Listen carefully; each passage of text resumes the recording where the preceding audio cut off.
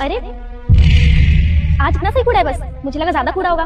कोई बात नहीं, आप एक काम किया करो, जो भी कूड़ा आपके घर में निकला करे ना, सारा मेरे गेट के सामने फेंक के चले जाया करो आराम से, मैं साफ कर दूंगी ना, ठीक है?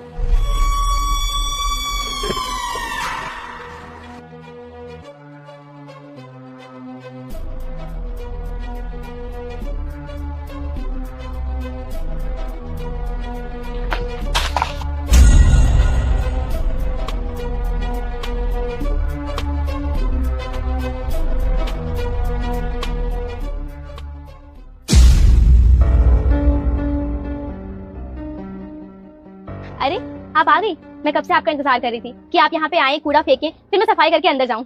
तुम्हारा दिमाग खराब है क्या? मैं डेली यहाँ पे आके कूड़ा फेंक के जाती हूँ और तुम मुझे बिना कुछ कहे चुपचाप ये कूड़ा साफ कर देती हो। और जब मैं पहले फेंक के जाती थी तब तो तुम मुझसे बहुत लड़ाई करती थी, इतना चिल्लाती थी। तो तुम्हें क्या हो गया है? पागल हो गई हो क्या?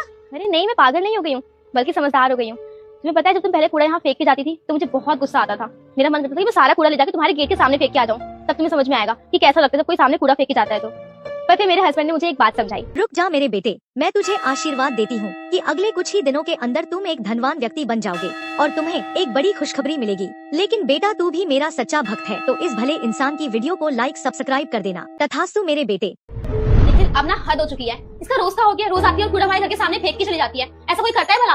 और वैसे भी तुम आज एक काम करो, तुम घर का सारा कचरा उठाओ और उसे घर के सामने फेंक के आओ, अभी के अभी।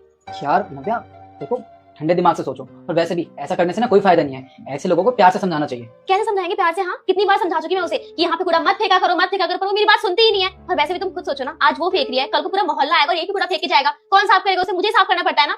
मैं तुम्हें बता रही हूँ, तुम जाके समझा के आओ उसे, वरना मैं ना कल से कूड़ा सारा वहीं फेंक के आऊंगी। यार मैं तुम्हें बोलता रहा हूँ, ऐसा मत करो। देखो, गुस्से में लिया हुआ डिसीजन ना हमेशा नुकसान देता है। अरे मेरे पास एक ऐसा तरीका है जिसे अपनाने के बाद ना उस औरत को पछतावा होगा कि उसने कितनी बड़ी गलती की है। उसे अपनाने के बाद ना वो हमारे गेट पे कचरा फेंकना बंद भी करेगी और उसके बाद हमसे माफी भी मांगेगी। और वैसे भी तुमने तो एक कहावत सुनी होगी ना, बुराई को बुराई से नहीं अच्छाई से हराया जाता है। तो अब सुनो मैं क्या कहना चाहता हूँ।